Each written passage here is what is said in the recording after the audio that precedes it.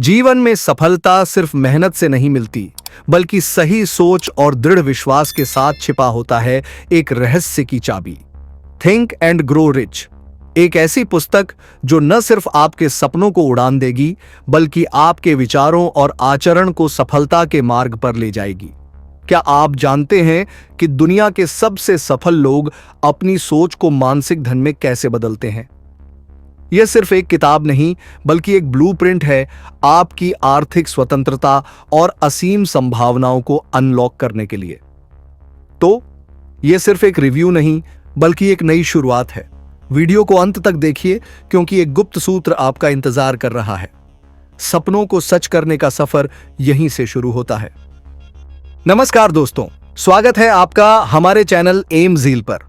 अगर वीडियो अच्छा लगे तो लाइक जरूर करना, और हाँ दोस्तों, आप लोगों के लिए इतनी मेहनत कर रहा हूं तो एक प्यारा सा कमेंट जरूर करना। तो चलिए शुरू करते हैं।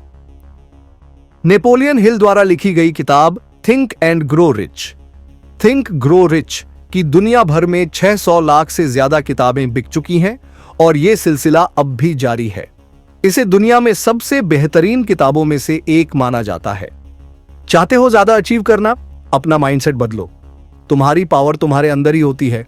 बहुत से लोग एक आइडिया बनाते हैं, बिलीव करते हैं कि ये काम करेगा, लेकिन फिर जब कोई रोड ब्लॉक आता है, वो छोटा सा भी हो सकता है, वो भूल जाते हैं और गिव अप कर देते हैं जब वो उस समस्या का सामना करते हैं। अगर ये तुम्हारे साथ भी हुआ है तो उदास मत हो, तुम मेजॉरिटी में हो। अब जो जरूरी है वो ये है कि तुम अब से अपनी अप्रोच बदलो। रिचेस के पीछे भागने में ज्यादातर लोग रास्ते में नहीं गिर जाते हैं। क्यों? क्योंकि उन्होंने अपने गोल्स तक पहुंचने के लिए सही माइंडसेट डेवलप नहीं किया। लेकिन यह समरी तुम्हारी लाइफ को रेवोल्यूशनाइज कर सकती है। प्रोक्रेस्टिनेशन को भूल जाओ, डरना बंद करो अब, और फेल अटेम्प्ट्स नहीं। सिर्फ एक अनवेवरिंग बिलीफ और फेथ रखना है कि तुम अपने गोल को अचीव करोगे। तुम जो भी चाहते हो वो सब पा सकते हो, अगर तुम इस समरी के स्टेप्स को फॉलो करते हो। अपने आइडिया पर फर्म फाइट रखो। अगर चीजें बिगड़ भी जाएं तो उस वक्त परसिवियरेंस दिखाने के लिए तैयार रहो। अगले कुछ मिनट में जो आइडियाज तुम सीखोगे, उन्होंने बहुत से फेमस लोगों को इन्फ्लुएंस किया है, जैसे John D Rockefeller, Theodore Roosevelt, Alexander Graham Bell और थॉमस एडिसन।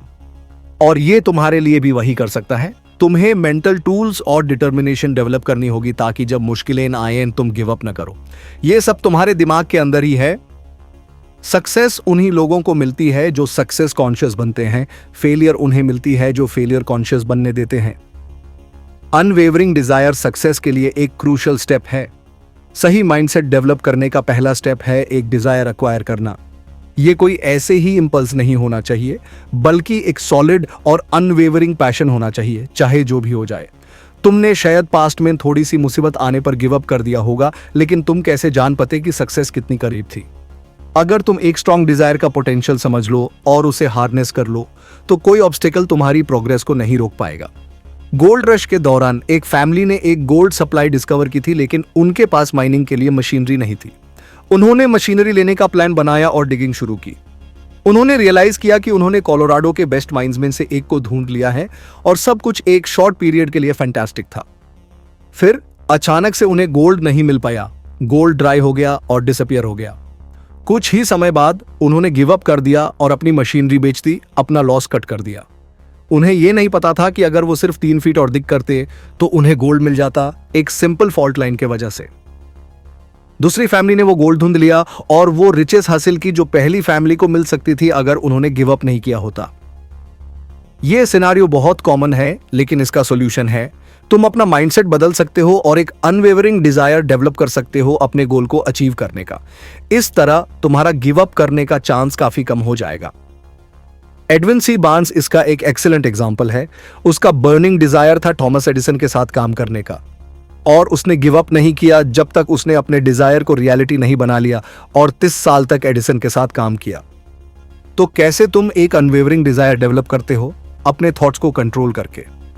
अपने आप से बोलो जो तुम चाहते हो, जितना स्पेसिफिक होगा उतना बेटर, और एक डेफिनेट प्लान बनाओ। सारे डिटेल्स लिखो और दिन में 2 बार उससे जोर से अपने आप को पढ़ो।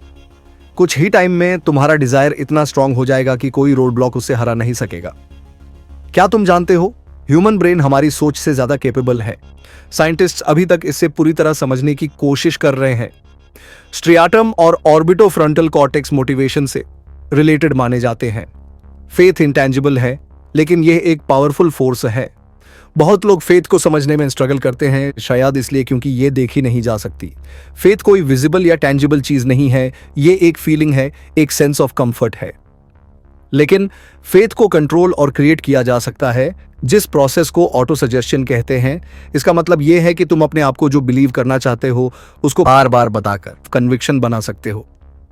विजुअलाइजेशन और एफर्मेशंस का यूज करके तुम अपने सबकॉन्शियस माइंड को क्लियर और स्ट्रॉन्ग इंस्ट्रक्शंस भेज सकते हो। फिर वहां से तुम एक प्लान बनाओ और उस पर मेहनत से काम करो। फेथ और डिजायर तुम्हें किसी भी पोटेंशियल प्रॉब्लम से निकलने में मदद करेंगे।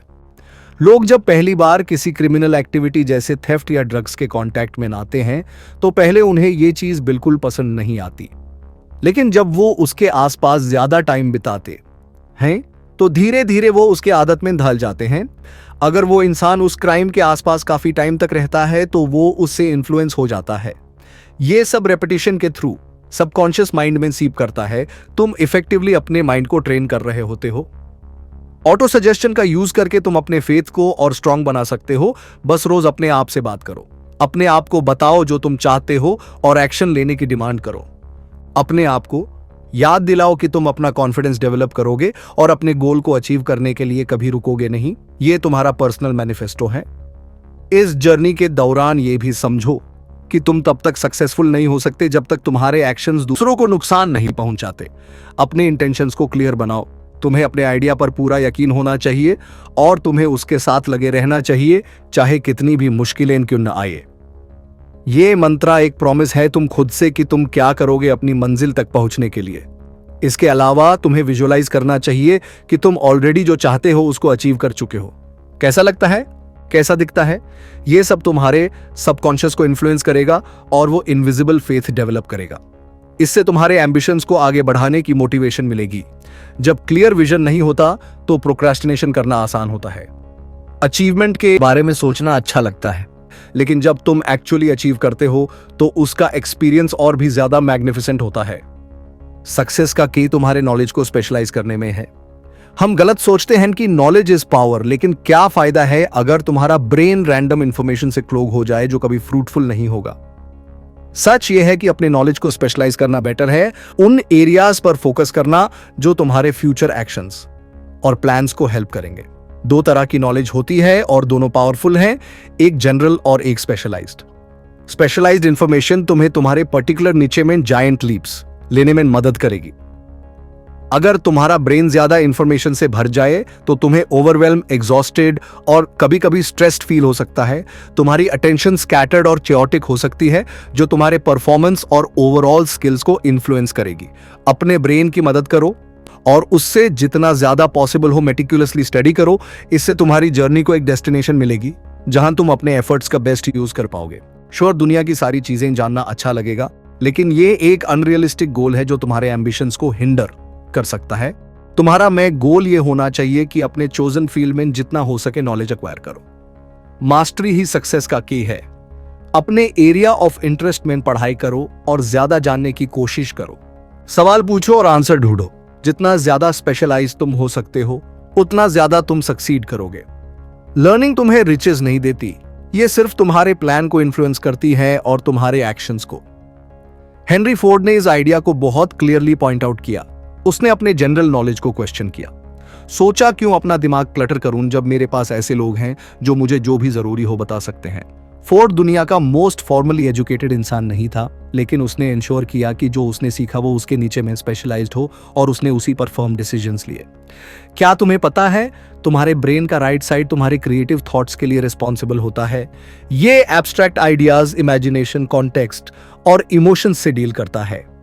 तुम्हारे ब्रेन का लेफ्ट पार्ट, जिसे कभी कभी लॉजिकल कहा जाता है, रीजनिंग, एनालाइजिंग इंफॉर्मेशन, रीडिंग और स्पीकिंग से डील करता है। अगर तुम कुछ इमेजिन कर सकते हो तो तुम उसे अचीव कर सकते हो। सब कुछ तुम्हारे दिमाग में है। बचपन में हम हमेशा सुनते हैं कि हमें इमेजिन और सपने देखने चाहिए, लेकिन जैसे जैसे हम बड़े होते हैं हम ये करना छोड़ देते हैं। अगर तुम एडल्टहुड में अपने सपने अचीव करना चाहते हो तो तुम्हें इमेजिनिंग करते रहना होगा, लेकिन थोड़ा ज्यादा शार्पली फोकस करना पड़ेगा। इमेजिनेशन यूजलेस नहीं होती जब तुम एडोलेसेंस रीच करते हो।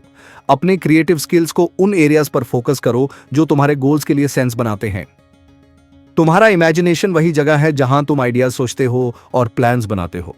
एक कहावत है कि ह्यूमन माइंड जो पिक्चर या इमेजिन कर सकता है उससे वो क्रिएट कर सकता है। ये प्रूवन है जब तुम देखते हो कि हमने कितने मैसिव टेक्नोलॉजिकल एडवांसमेंट्स किए हैं। कौन सोचता था कि एक दिन हम दुनिया के दूसरे कोने के लोगों से कंप्यूटर के जरिए बात करेंगे? कौन सोचता था कि हम रेगुलर बेसिस पर स्पेस में लोगों को भेजना शुरू करेंगे? ये सब आइडियाज किसी के माइंड में क्रिएट हुए थे। दो तरह की इमेजिनेशन होती है, एक सिंथेटिक और दूसरी क्रिएटिव विजन। सिंथेटिक इमेजिनेशन तुम्हारे एग्जिस्टिंग नॉलेज को रीअफर्म करती है और क्रिएटिव इमेजिनेशन तुम्हें नए आइडियाज और प्लान्स बनाने में हेल्प करती है। सही इमेजिनेशन यूज करना जरूरी है। सिंथेटिक सोच नए आइडियाज नहीं बनाती, ये वो चीजें दोबारा से होती है जो तुम पहले से ही जानते हो। क्रिएटिव इमेजिनेशन बहुत पावरफुल होती है। यहां ब्रेन कुछ जो इन्फिनिट इंटेलिजेंस कहलाता है उससे कम्युनिकेट करता है। इन्फिनिट इंटेलिजेंस तुम्हें तुम्हारे एंड प्लान पर फोकस करने देती है, तुम्हें वहां ले जाती है जहां तुम जाना चाहते हो।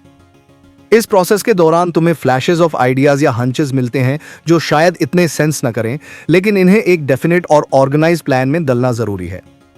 जितना तुम्हारा प्लान सॉलिड और ऑर्गेनाइज्ड होगा उतना ज्यादा तुम्हारे गोल के सक्सेस होने के चांसेस बढ़ जाएंगे। लेकिन तुम ये सब अकेला नहीं कर सकते और तुम्हें एक टीम बनाना पड़ेगा जिनके साथ तुम अपने आइडियाज डिस्कस कर सकते हो, एडवाइस ले सकते हो और नया पर्सपेक्टिव पा सकते हो। नेपोलियन हिल इसे तुम्हारी मास्टरमाइंड अलायंस कहता है। इन लोगों को केयरफुली चूज करो, इंश्योर करो कि तुम सबके बीच हार्मनी और फेयरनेस हो और रेगुलरली मिलो ताकि तुम अपने प्लान के साथ आगे बढ़ सको। क्या तुम्हें पता है थॉमस एडिसन ने लगभग 10,000 बार फेल होने के बाद अपना फेमस लाइट बल्ब इन्वेंशन बनाया।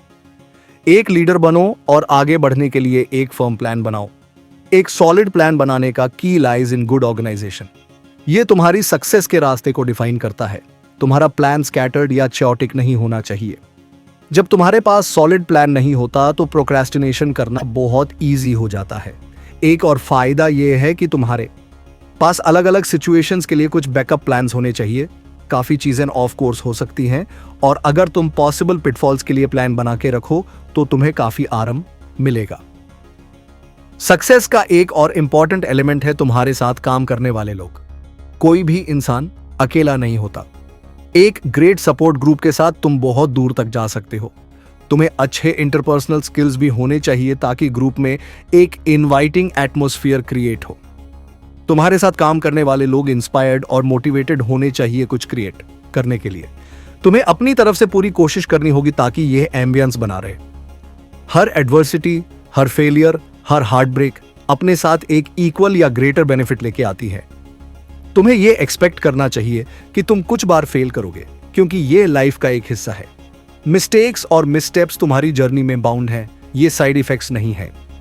Even the most organised plans hit road blocks, लेकिन तुम्हें सिर्फ अपने प्लान को दोबारा बनाना होता है और एक और ट्राई करनी होती है। तुम्हारी मास्टरमाइंड अलायंस तुम्हारी मदद करेगी। ऑफ कोर्स तुम्हें अपनी अलायंस में एक लीडर बनना होगा और सही लीडरशिप स्किल्स डेवलप करनी होगी। इनमें शामिल हैं करेज, अपने आप को और अपनी एक्शंस को कंट्रोल करने की एबिलिटी, एक sense of justice, decision making skills, definite plans बनाने की एबिलिटी, हमेशा एक्सपेक्टेशन से ज्यादा देना, दूसरों के साथ मिलकर काम करने की एबिलिटी। एक हाई क्वालिटी लीडर सब कुछ जानने का नाटक नहीं करता। अपने लीडरशिप स्किल्स का सेल्फ एनालिसिस करो, बोल्ड बनो और अपने आप से टफ सवाल पूछो। एक फर्म लीडर बनकर तुम सॉलिड प्लान्स बनाओगे जो स्टॉर्म्स को वेदर कर सकते हैं, चाहे रास्ते में थोड़ा रीबिल्डिंग करना पड़े। जब चीजें रास्ते से हट जाएं, खुद को उठाओ और आगे बढ़ो। प्रोग्रेस के लिए प्रोक्रेस्टिनेशन को अवॉइड करो और अपने गोल्स को अचीव करो। दुनिया के मोस्ट सक्सेसफुल लोग क्विक और फर्म डिसीजंस ले सकते हैं बिना प्रोक्रेस्टिनेशन के अपने चॉइसेस को अफेक्ट करने दिया। हेनरी फोर्ड अपनी फास्ट डिसीजन मेकिंग एबिलिटी के लिए फेमस था, लेकिन जब बात आई चेंजेस करने की तो उसने हर एस्पेक्ट को पहले थिक से चेक करने के बाद स्लो चेंजेस किए। यह बात दुनिया के और भी सक्सेसफुल लोगों पर लागू होती है। अगर तुम्हें कोई चेंजेस करने की जरूरत है तो उन्हें केयरफुली कंसिडर करो। दूसरे लोग क्या सोचते हैं या उनकी ओपिनियन सुनना तुम्हें स्लो कर सकता है। अगर तुम दूसरों के व्यूज को ज्यादा इंपॉर्टेंस दोगे तो तुम अपने अंदर वो डिजायर या फेथ नहीं बना पाओगे, क्योंकि तुम ज्यादा कंसर्न हो जाओगे दूसरों के बारे में। तुम्हें सिर्फ अपने थॉट्स और अपनी मास्टरमाइंड अलायंस के लोगों की व्यूज की केयर करनी चाहिए। इसी वजह से केयरफुली सिलेक्ट करो कि तुम अपने ग्रुप में किसको शामिल करते हो। फ्रेंड्स और फैमिली अच्छी नीयत रखते हैं, लेकिन ये अक्सर वर्क नहीं करता। उन लोगों के ओपिनियंस को प्रायोरिटाइज करो जिन्हें तुम ट्रूली केयर करते हो। लेकिन डेफिनेट और फर्म डिसीजंस लेना बहुत केसेस में करेज की बात होती है। नेपोलियन हिल को याद आते हैं वो 57 लोग जो डिक्लेरेशन ऑफ इंडिपेंडेंस पर साइन किए थे। उन्होंने अपने लाइव्स लाइन पर रख दिए, अपने चॉइस में डेफिनेट रहे। तुम्हारा डिसीजन चाहे इतना ड्रामेटिक ना हो, लेकिन उसका इक्वली सॉलिड और फर्म होना जरूरी है। तुम क्या अब डिफिकल्टीज फेस करते वक्त गिव अप करने की हैबिट रेजिस्ट करते हो? तुम्हें अपने परसिस्टेंस को ट्रेन करना होगा और बिलीव करना होगा कि तुम्हारे सपने सच हो सकते हैं। परसिस्टेंस विल पावर के जैसा होता है, लेकिन जब तुम इसे डिजायर के साथ कंबाइन करते हो तो ये एक ऐसी कॉम्बिनेशन बन जाती है जो सक्सेस के रास्ते में आने वाली छोटी ऑब्स्टिकल्स को हटा देती है। कभी कभी लगता है कि परसिस्टेंस तुम्हें स्लो कर रही है, लेकिन छोटे स्टेप्स किसी भी प्रोग्रेस का मेजर पार्ट होते हैं। ये वो ट्रेट्स हैं जो परसिस्टेंस डेवलप करते हैं। एक बहुत definite purpose, desire, self reliant होना, डेफिनेट प्लान्स बनाना, स्पेशलाइज्ड नॉलेज एंश्योर करना, दूसरों के साथ काम करना जैसे अपनी mastermind alliance, strong will power, positive habits create करना, ब्रेन और सबकॉन्शियस माइंड की पावर। जैसे पहले डिस्कस किया गया था, ब्रेन और सबकॉन्शियस माइंड ऑटो सजेशन से अफेक्ट होता है। तुम्हारा सबकॉन्शियस माइंड स्पेशली उन चीजों से बहुत इजीली इन्फ्लुएंस होता है जो तुम अपने आप से कहते हो और रिपीट करते हो, इसलिए इससे अपने फायदे के लिए यूज करना सेंस बनता है। तुम्हारा सबकॉन्शियस कभी रुकता नहीं, ये तब भी काम करता है जब तुम जागते हो या सोते हो। तुम अपने सबलिमिनल थॉट्स को कंप्लीटली कंट्रोल नहीं कर सकते, लेकिन तुम अपने इमोशंस के थ्रू इससे ट्राई कर सकते हो। ये पार्ट तुम्हारे माइंड का ज्यादा इमोशन से अफेक्ट होता है, नॉर्मल ब्रेन के कंपैरिजन में, जो लॉजिकल थॉट और रीजन से ज्यादा डील करता है। अगर तुम्हें किसी चीज के लिए इमोशंस फील होते हैं तो तुम ज्यादा चांसेस हैं कि तुम उसे पाने या फिक्स करने की कोशिश करोगे। तुम्हारे इमोशंस तुम्हें डिस्ट्रैक्ट कर सकते हैं, लेकिन एक सॉलिड प्लान बनाने से इनका इन्फ्लुएंस कम हो जाता है। 7 पॉजिटिव इमोशंस होते हैं: desire, faith, love, sex, enthusiasm, romance और होप। पॉजिटिव इमोशंस को यूज करके तुम एक पॉजिटिव माइंडसेट क्रिएट कर सकते हो। एक टाइम पर पॉजिटिव और नेगेटिव दोनों नहीं हो सकते, एक दूसरे को ओवरपावर करेगा। नेगेटिव इमोशंस जैसे fear, hatred, revenge, greed, anger और सुपरस्टिशन को किक आउट करो। इस तरह तुम एक ज्यादा पॉजिटिव लाइफ एटीट्यूड बना सकते हो, जिसे लॉ ऑफ हैबिट कहा जाता है। ये लॉ तुम्हें पॉजिटिव बनाता है bye focusing on the 7 positive emotions. Success के लॉ ऑफ सक्सेस फिलॉसफी को मास्टर करना एक इंश्योरेंस पॉलिसी के बराबर है फेलियर के अगेंस्ट। फियर अक्सर फेलियर की तरफ ले जाता है। मोस्ट कॉमन फियर्स हैं poverty, criticism, ill health, loss of a loved one, old age, death. ये फियर्स एक साइकिल बनाते हैं जिसमें एक फियर दूसरे को लीड करता है। फियर रियल नहीं है, लेकिन ये तुम्हारे प्लान्स को क्विकली डीरेल कर सकता है। इनडिसीजन तुम्हें ज्यादा सोचने पर मजबूर कर देती है, जो यूजुअली एंजाइटी के एस्पेक्ट्स तक ले जाता है बिना किसी सॉलिड फाउंडेशन के। खुद को फियर और दूसरे नेगेटिव फैक्टर्स से प्रोटेक्ट करने के लिए विल पावर डेवलप करो और यूज अपने अराउंड एक वॉल बनाने में यूज करो। ये वॉल नेगेटिविटी को दूर रखेगी और तुम्हें अपने माइंड और एक पॉजिटिव माइंडसेट पर फोकस करने में हेल्प करेगी। ये भी जरूरी है कि तुम अपने आसपास पॉजिटिव और हेल्पफुल लोगों को रखो, न कि उन लोगों को जो नेगेटिव हैं। एक पेसिमिस्टिक पर्सन इजीली तुम्हें डाउट ट्रांसफर कर सकता है बिना ट्राई किए। कंक्लूजन: एक स्ट्रॉन्गर, मोर डिसाइसिव पर्सन बनकर तुम अपना माइंडसेट सक्सेस के बारे में चेंज कर सकते हो। इसका मतलब है तुम ट्रायम्फ को अपनी तरफ अट्रैक्ट कर रहे हो, और जब चीजें थोड़ी ट्रिकी होती है तब तुम मार्ग से हटोगे नहीं, बल्कि तुम एक सिंगल माइंडेड राउट क्रिएट करोगे जो तुम्हें तुम्हारे गोल्स अचीव करने में मदद करेगा और तुम्हें वो इंसान बनाएगा जिसे सब एडमायर करते हैं। क्या यही एंड में हर कोई चाहता नहीं? याद रखो, अपना माइंडसेट चेंज करना एक रात में नहीं होता। ये एक प्रोसेस है जिसे तुम्हें टाइम और एफर्ट देना होगा अगर तुम्हें इसका रिजल्ट चाहिए। तुम्हें एक एलिमेंट को मास्टर करने के बाद दूसरे पर मूव करना होगा। ये पूरा प्रोसेस एक स्नोबॉल इफेक्ट जैसा है। एक सेक्शन को मास्टर करने से तुम अगले को रीच करोगे। जब तुम एक एक गोल अचीव करोगे तो तुम्हारा कॉन्फिडेंस इंक्रीज होगा। फोकस करो एक स्ट्रॉन्गर, मोर सिंगल माइंडेड पर्सन बनने पर। खुद पर ट्रस्ट करो और एक कॉन्क्रीट प्लान के साथ काम करो। यह मेथड तुम्हारा कॉन्फिडेंस बिल्ड करेगा और तुम्हें तुम्हारे लाइफ लॉन्ग गोल्स अचीव करने में मदद करेगा। एक सक्सेसफुल पर्सन बनना लक पर डिपेंड नहीं करता, ये हार्ड वर्क और परसिवियरेंस पर डिपेंड करता है। ये क्वालिटीज तुम अपनी लाइफ में कभी भी इनकरेज कर सकते हो। अवेयरनेस और अंडरस्टैंडिंग जरूरी है। जब तुम्हें लगता है कि तुम्हारी करंट टैक्टिक्स वर्क नहीं कर रही, अपने इमोशंस को कंट्रोल करो, एक प्लान बनाओ और अपने लाइफ गोल्स की तरफ बढ़ो। Try this. अपने बिलीफ को बनाए रखने के लिए पॉजिटिव एफर्मेशंस रिपीट करो। उन लोगों को आइडेंटिफाई करो जो तुम्हारे जर्नी में तुम्हारे साथ रहेंगे, अपनी mastermind alliance. Like minded individuals के मीटअप अटेंड करने का सोचो। ये तुम्हें नए लोगों से मिलने के डर को ओवरकम करने में मदद करेगा और कनेक्शंस बिल्ड करने में हेल्प करेगा। आपकी सोच ही आपकी असली ताकत है। थिंक एंड ग्रो रिच के सिद्धांतों को अपनाएं और अपने जीवन को नई ऊंचाइयों तक ले जाएं। वीडियो पसंद आया हो तो लाइक करें, कमेंट में अपनी राय दें और ऐसे ही प्रेरक कंटेंट के लिए चैनल को सब्सक्राइब करना न भूलें।